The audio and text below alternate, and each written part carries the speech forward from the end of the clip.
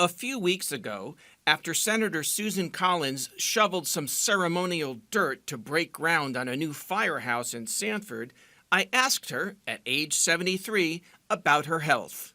She pointed to her streak of nearly 10,000 consecutive votes, not one sick day in 30 years. Anyone who follows me around the state would also not have any questions about that. But if you've watched Collins over the years, you may have noticed a slight trembling in her hands and her head.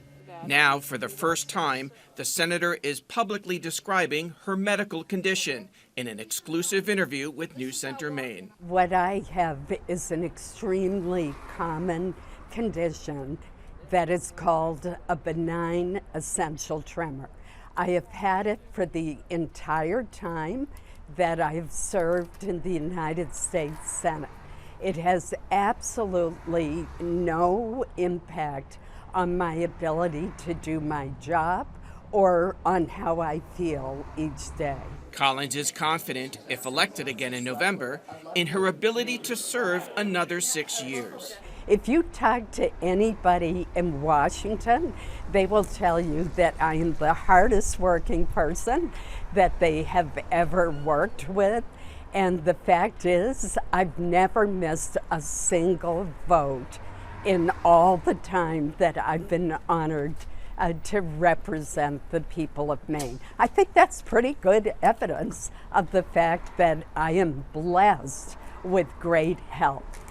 Like Collins, about 5% of adults over 40 have some form of essential tremor, and 20% of those over 65, according to Dr. Reese Cosgrove, an expert on movement disorders and chief of the Division of Functional Neurosurgery at Mass General Brigham in Boston. It tends to slowly get worse over time. It's not associated with other neurologic impairments, so it's not associated with cognitive decline or memory decline. It's not associated with Alzheimer's disease.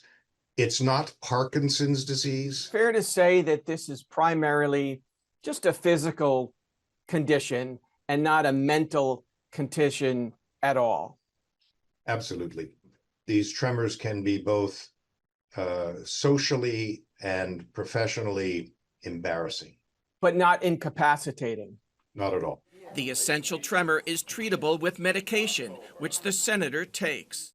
We thank you for watching, and remember, stay updated on breaking news and top stories on the NBC News app or watch live on our YouTube channel.